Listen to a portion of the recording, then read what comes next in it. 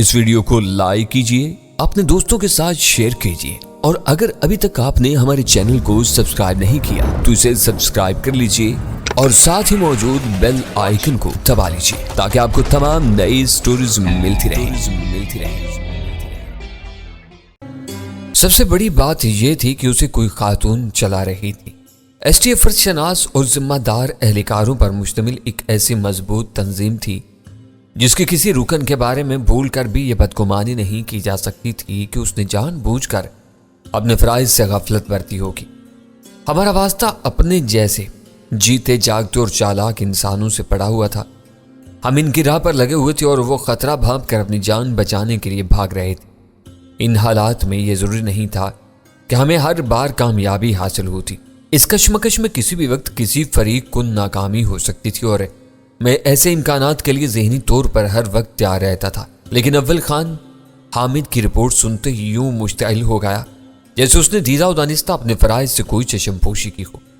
मुझे बाखूबी अंदाजा था कि अव्वल खान अपने मातहतों में हामिद को बहुत ज़्यादा काबिल एतमाद समझता था और हम मालूमात में काफ़ी अरसे से उसे आगे रखता था। लेकिन इस वक्त अव्वल खान के इज़्तिरारी लबो लहजे से यह जाहिर हो रहा था कि रवि मोहन का सुराग खो देने की खबर सुनकर वो मायूसी और बददिली का शिकार हो गया था। कृष्ण कुमार को इब्तिदा में हमने बहुत ज़्यादा अहमियत नहीं दी थी। वो मुराद ज़रीफ के एक कारिंदे के रूप में उभर कर हमारे सामने आया था और शायद वही हमारे अंदाजे की सबसे बड़ी गलती थी। हकीकत में मामला बिल्कुल उलट था। सहरा के प्लेटफार्म से की जाने वाली साजिश का असल सरगना कृष्ण कुमार था और मुराद ज़रीफ समेत सब लोग उसके हाथों में कठपुतलियां बने हुए थे। जब से वो किस्सा शुरू हुआ था कई बार ऐसा हो चुका था कि कृष्ण कुमार हमारे दस्तरस में आते आते रह गया था। हम उसके पीछे जहां भी पहुंचे वो पहले से वहां से निकल चुका था।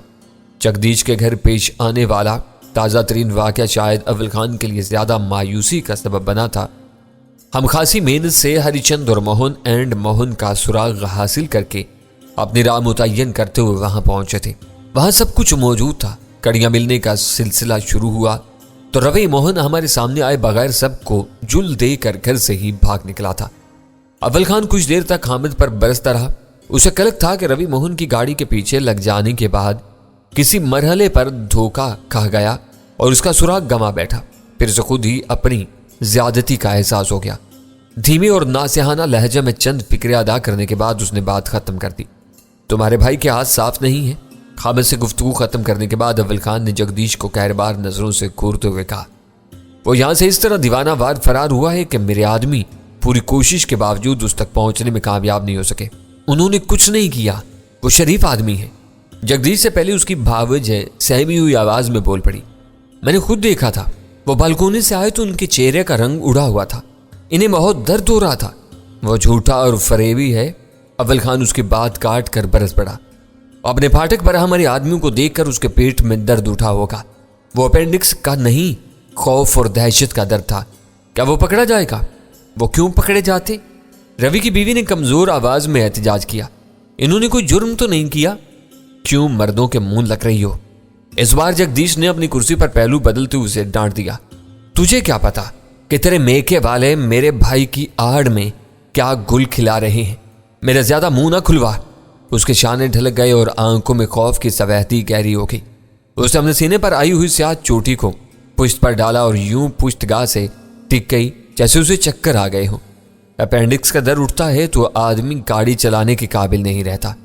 मैंने उससे मुखातिब होकर नरमी से कहा, रवि गाड़ी को तेज रफ्तारी से भगा कर ले गया है। उसने तुमसे बहाना किया होगा।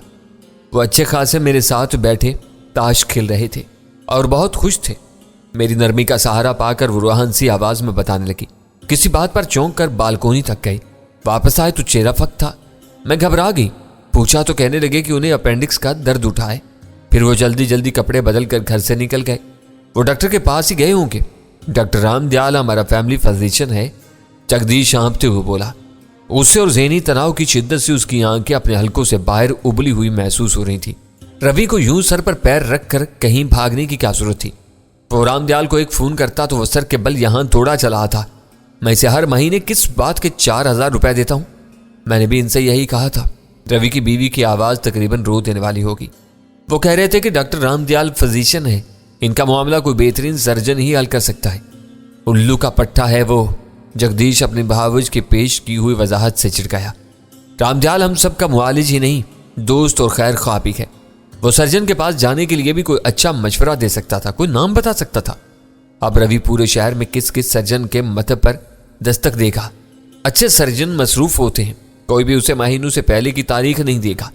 जगदीश अपने गुस्से की रूह में एक बात कह गया था, मगर वो मेरे जहन से चिपक कर रहेगी। मुंह मांगी फीस की पेशगी अदायगी के बावजूद शहर के नामवर और माहिर मुआलिजीन से फौरी मुलाकात का वक्त लेना वाकई एक संगीन मसला बन चुका था। मरीज का मसला कितना ही संगीन और फौरी नौइयत का हो, मुआलिज की बर वक्त दस्तयाबी मुमकिन नहीं थी।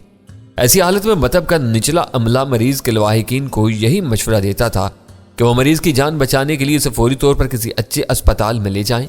शहर के बेशतर बड़े अस्पतालों में हर शोबे के माहिरीन कदर आसानी से राब्ते में आ जाते हैं, लेकिन इन अस्पतालों के बारे में सीना ब सीना फैलने वाली कहानियां मौत से खाइफ मरीजों के कदमों की जंजीर बन जाती हैं। भगवान करे कि इन्हें अपेंडिक्स की तकलीफ न हुई हो, इन्होंने मुझसे बहाना किया हो। वो रुंधी हुई आवाज में अपने शौहर के लिए नेक तमन्नाओं का इजहार कर रही थी, मगर जगदीश मामले की संगीनी का अंदाजा लगा चुका था। उसने खुरदरे लहजे में अपनी भावज को डांट दिया, मारुति अब मेरे कान मत खा। रवि को कहीं कोई दर्द नहीं था। ये सब सरकारी आदमी हैं। दरवाजे पर इनकी भीड़ देखकर वो यहां से भागा है। उसके दिल में चोर है। भैया जी तुम तो इन पर इल्जाम तराशी ना करो। मारुति ने अपनी भीगती हुई मुतवहिश निगाहें अपने जेठ के चेहरे पर मरकूज कर दी। वो अपने शौहर की मुदाफत के लिए इस वक्त किसी जख्मी शेरनी की तरह गुर्राई थी। अभी तुम मेरे मेके वालों को बुरा भला कह रहे थे, अब इनको चोर बना रहे हो। इन्होंने क्या चुराया तुम्हारा? इज्जत है। जगदीश ने दोनों हाथ अपनी खोपड़ी पर रखकर कहा, इसने यहां से भागकर मेरी इज्जत चुराई है, मेरे माथे पर कालिक लगाई है। बता अब इन दोनों को क्या जवाब दूं? तुमसे इनके सवालों का कोई जवाब नहीं बन पड़ता तो तुम अंदर जाकर आराम करो, मैं खुद उनके हर सवाल का जवाब दे लूंगी। देखती हूं कि ये रवि को कैसे हाथ लगाते हैं। मैं मारुति के तेजी से बदलते हुए तेवरों को बहुत गौर से देख रहा था। हमारे मुकाबले में अपने जेठ की पसपाई और बेबसी को महसूस करते ही उसका खून खौल उठा था और उसके चेहरे पर फैली हुई खौफ की जर्दी हयात आफरी सुर्खी में तहलील होने लगी थी। अपनी भावज का जवाब सुनकर जगदीश दहाड़ता हुआ अपनी कुर्सी से उठ खड़ा हुआ। मारुति, वो गुस्सीली आवाज में धाड़ा, ये ना भूल के तू राजपूत खानदान की बहू है। हम अपनी बहू बेटियों को यूं अजनबियों के साथ अकेला छोड़ने से पहले सबको मार देते हैं या खुद मर जाते हैं। तू औरत है और औरत ही रहे। तेरा आदमी भाग गया मगर मैं भागने वालों में से नहीं हूं। अपनी आन और इज्जत के लिए इन लोगों से आखिरी सांस तक कानूनी लड़ाई लड़ूंगा।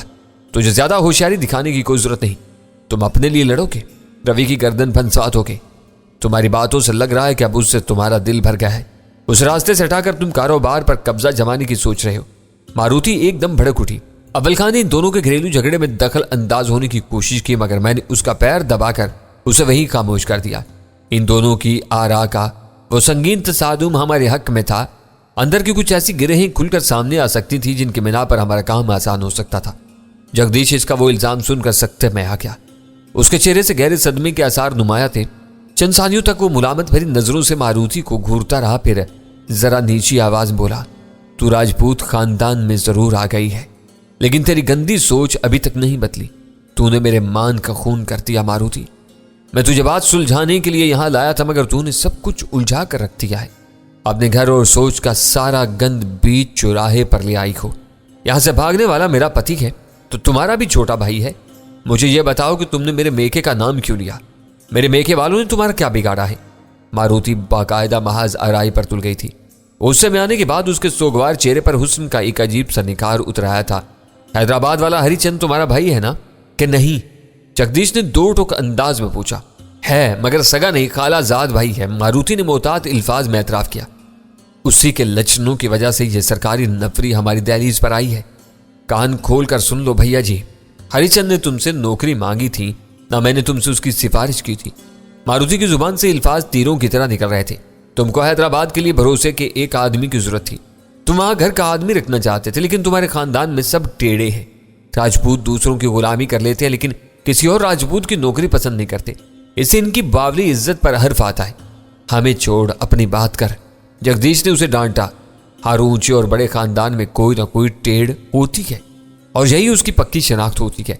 जाट, जुलाहे, तेली और कुम्हार मरकर भी हमारी बराबरी नहीं कर सकते। तुमने अपने घर से इसे बुलाया था। मारुति इस बार फिजा में हाथ नचाकर तेजी से बोली। इसमें छुपी हुई औरत रफ्ता रफ्ता बाहर आती जा रही थी। वो कह रही थी, हरिचंद लगी लगाई नौकरी छोड़कर तुम्हारे पास आया था। क्यों ना आता, हमने उसे दुगनी तनख्वाह दी थी। ये सब रवि की तजवीज़ थी और मैंने उसे मान लिया था, मगर इस नमक हराम ने हमारे एहसान का यह बदला दिया है कि हम मुश्किल में पड़ चुके हैं। कसूर हरिचंद का है तो ये तुम्हारे घर क्यों आए हैं? जाकर इसकी गर्दन नापे। मुझे नजर आ रहा है कि वो भी नहीं बचेगा। हमारा कसूर सिर्फ इतना है कि वो हमारा मुलाजिम है। रवि यहाँ आकर इन शरीफ आदमियों से 2 मिनट बात कर लेता तो अभी दूध का दूध और पानी का पानी हो जाता। मारुति की बड़ी बड़ी आंखें हरकत करती हुई पहली बार मेरे चेहरे पर मरकूज हुई और मेरे बदन में सनसनी की लहर सी तोड़ गई। ऐसी जानदार और तलबगार निगाहें मैंने पहले कभी नहीं देखी थी। इन आंखों में सवाल के साथ मुफाहमत का एक अजीब सा पैगाम भी पोशीदा था, जिसे सिर्फ महसूस किया जा सकता था, ज़ब्त तहरीर में नहीं लाया जा सकता था। मारुति की बड़ी बड़ी स्याह गुलाफी आंखों की कशिश ने मुझे ऐसा सहूर किया कि मैं इसके कुछ पूछने से पहले ही बेसाख्ता बोल पड़ा। जगदीश ठीक कह रहा है। इस वक्त की सूरत यही है कि असल मुजरिम हरिचंद है, लेकिन रवि मोहन ने हमें देखकर यहाँ से फरार होने के नतीजे में खुद को मशकूक बना लिया है। अगर वो आकर तुमसे मिल ले तो ये किस्सा यही निमट जाएगा ना? उसे मेरी आंखों में देखते हुए पूछा। हाँ, बेसाख्ता मेरे मुंह से निकल गया, मगर मैंने फौरन ही अपनी गलती का इदराक करते हुए अपनी यक लफ्जी जवाब की वजाहत की। मगर यह कहना मुश्किल है कि नतीजा क्या होगा। रवि अपने साले के जुर्म में शरीक है तो वो भी फंसेगा। रवि ऐसे नहीं है, मैं इन्हें तलाश करती हूँ। इन्होंने मुझसे बहाना किया तो इन्हें वापस तुम्हारे सामने आना होगा। वो किसी अस्पताल में दाखिल हो गए हैं तो तुम वहां जाकर इनसे मिल सकते हो। तुम्हें यकीन है कि तुम इसे तलाश करने में कामयाब हो जाओगी। लगन के साथ कोशिश की जाए तो भगवान भी मिल जाता है। रवि तो मेरे शौहर है। उसके नर्म नाजिक लबों पर पहली बार हल्की सी मुस्कुराहट तैर की। उसकी वो मुस्कुराहट बहुत पुरकशिश बल्कि दिलफरेब थी। शायद उसने अंदाजा लगा लिया था कि मैं उसके हुस्न से किसी हद तक मुतासिर हो चुका था और वो जगदीश की मौजूदगी को नजरअंदाज करके मुझे अपने जाल में घेरने की कोशिश कर रही थी। मेरे ज़हन में कहीं से सफेद नेवला दराया। उसने हमारे घर में घुसकर वीरा को अगवा करने की नाकाम कोशिश की थी। उसकी नाकामी का सबब यह था कि वारदात के दौरान में ही उसके दिमाग पर शैतान सवार हो गया था और वो वीरा को उठा ले जाने से पहले उसकी तजलील पर तुल गया। वो अपनी इस कोशिश में भी नाकाम रहा, मगर इस दौरान में उसने वीरा के साथ जो सलूक किया वो इश्तियाल अंगेज था। वीरा ने बहुत नफरत और कराहत से वो लम्हे गुजारे थे। हम कृष्ण कुमार या सफेद नेवले तक नहीं पहुंच सकते थे, मगर उसके एक हमदर्द घराने में बैठे हुए थे। इस घर की बहू मेरे रूबरू थी। चंद फितरी और लम्हाती दिलचस्पियों से कतई नजर मुझे इस खातून से कोई दिलचस्पी नहीं थी, लेकिन अगर वो खुद ही पेशरफ्त करके मुझे वीरा का इंतकाम लेने पर आमादा करना चाह रही थी तो वो उसकी खुशी थी। मैं उसे नहीं रोक सकता था। मेरी सारी दिलचस्पी सिर्फ और सिर्फ कृष्ण कुमार की जात तक महदूद थी।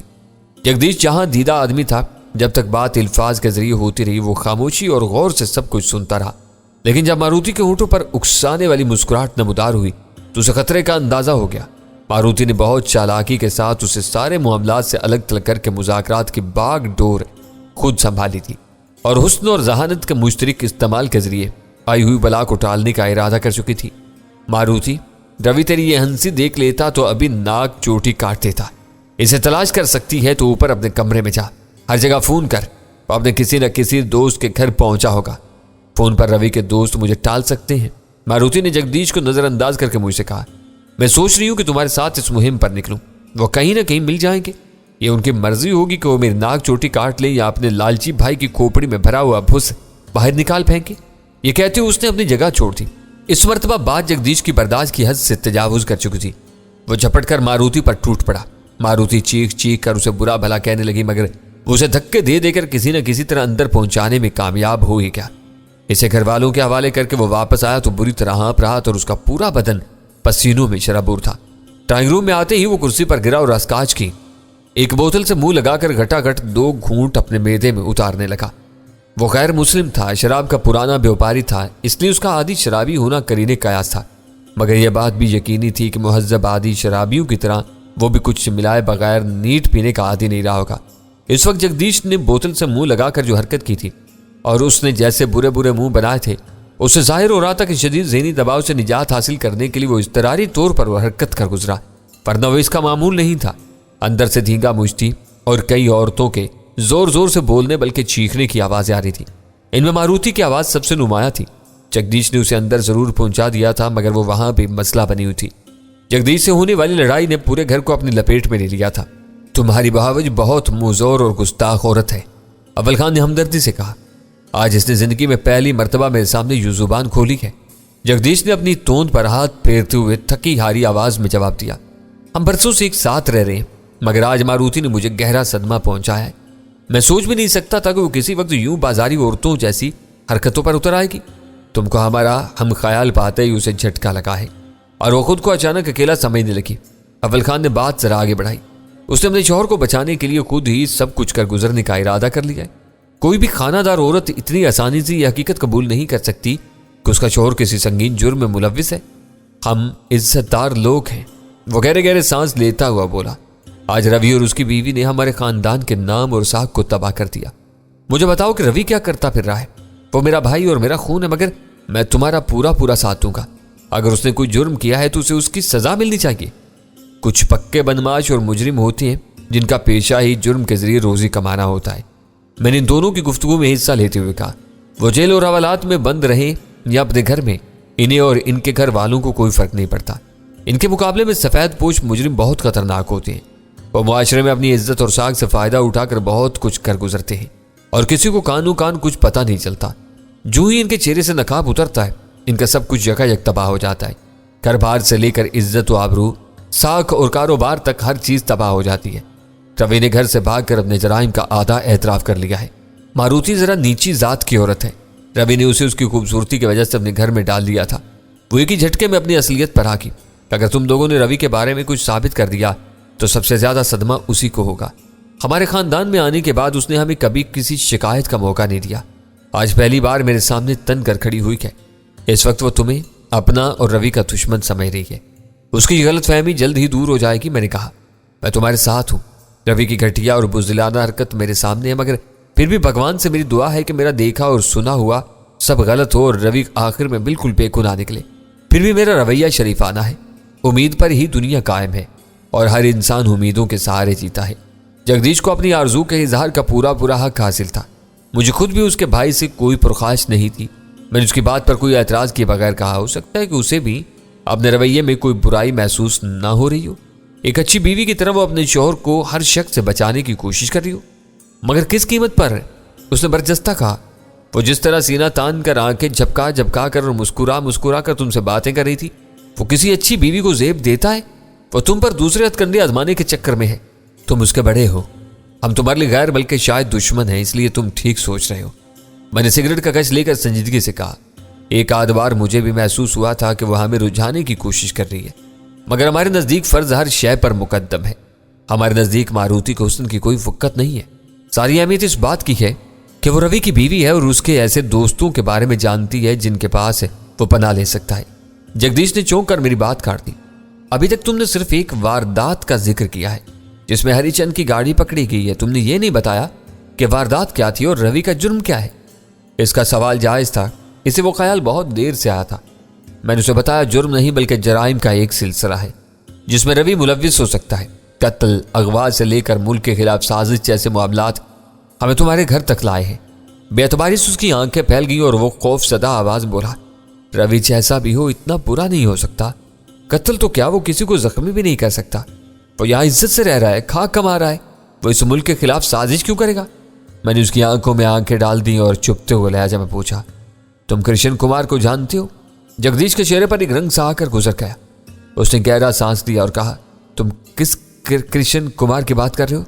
ये बहुत आम सा नाम है। 2 कृष्ण मेरे दफ्तर में काम करते हैं, तीसरा अब तुम मारुति बनने की कोशिश कर रहे हो। मैंने उसकी निगाहों में पोशीदा खौफ को भांपते हुए सख्ती से उसकी बात काट दी। तुमको मालूम है कि मैं किस कृष्ण कुमार की बात कर रहा हूं? वो खोखरा पार वाला कृष्ण कुमार ही हो सकता है। बच्चों से मिलने के लिए मैं मीरपुर खास जाता रहता हूं। वही 2-3 बार उससे मुलाकात हुई है। वो बहुत दर्दमंद दिल का मालिक है और थर के दूर उफ्तादा इलाकों के गरीब लोगों के लिए बड़ा काम कर रहा है। तो क्या तुम्हारे बच्चे इतने बड़े हैं कि कृष्ण कुमार उनका दोस्त हो सकता है? मैंने चौंक कर पूछा। बड़े क्या, भगवान की मेहरबानी से तीनों जवान हैं। 2 बेटे मेरे हैं, तीसरा रवि का है। हम लोग कम उम्री में शादी कर लेते हैं, इसलिए हमारे बच्चे हमारे बुढ़ापे से पहले जवान होकर सहारा बन जाते हैं। मगर ये तीनों अजीब हैं। कराची में इनका दिल नहीं लगता, अपने आबाई घर और माहौल में बहुत खुश रहते हैं। तुमने मेरे सवाल का जवाब नहीं दिया। मैंने उसे याद दिलाया, कृष्ण कुमार इनमें से किसी का दोस्त है, इनसे मिलता जुलता रहता है, मगर इसकी दोस्ती रवि से है। रवि अक्सर मीरपुर खास जाता रहता है।